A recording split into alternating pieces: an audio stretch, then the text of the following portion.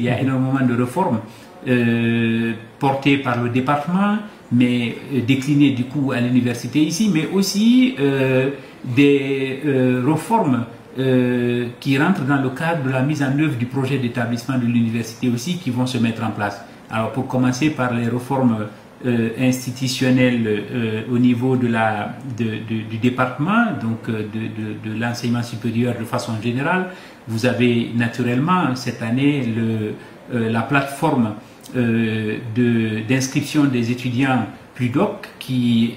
se transforme en Parcoursup, donc qui va intégrer non plus simplement l'orientation simplement des étudiants, mais comme son nom l'indique,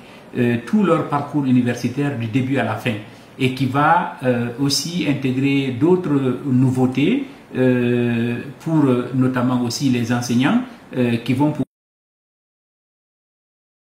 pouvoir avoir des espaces de travail et de collaboration avec le département de tutelle. Vous avez évidemment aussi le projet dont certainement vous avez entendu parler, de plateforme unique de documentation, universitaire de documentation, PLUDOC, donc qui est censé être,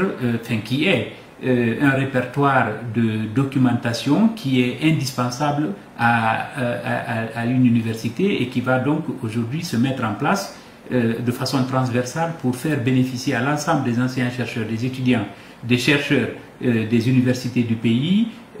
d'ouvrages, d'outils numériques pour enrichir leur enseignement et pouvoir aussi et surtout faire de la recherche scientifique en ayant des ressources, parce que la recherche passe aussi par la documentation, parce qu'on ne refait pas le monde comme on dit en matière de recherche, on part toujours de quelque part et donc de la bibliographie.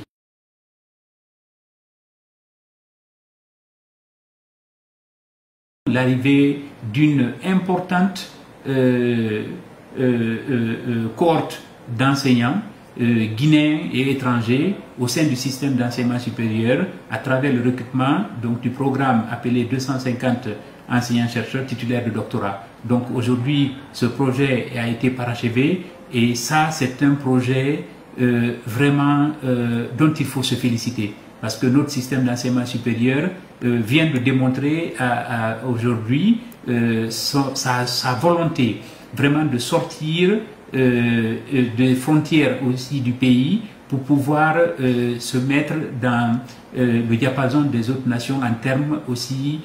d'ouverture, mais aussi en termes de projets de recherche. L'expression des besoins ici a été faite de façon structurée en partant des besoins à la base. Donc chaque département a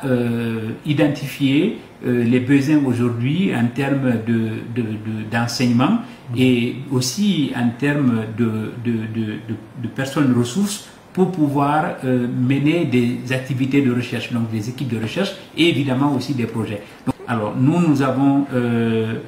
actuellement déjà une quinzaine à peu près d'enseignants-chercheurs qui sont arrivés. On attend encore d'autres, donc le bilan se fera une fois que tout le monde sera là, mais vous pouvez déjà retenir que nous avons une quinzaine de nouveaux collègues qui sont arrivés et donc vous imaginez c'est un défi, donc beaucoup d'étrangers, au moins 6 nationalités différentes à la baie, dont des Béninois, des Togolais, des Français, des Sénégalais, etc., des Maliens, des Burkinabés, donc dont on est très ravis d'accueillir à l'université de la baie, au nom de l'ensemble des collègues qui vraiment les attendent avec impatience. Ils sont déjà là.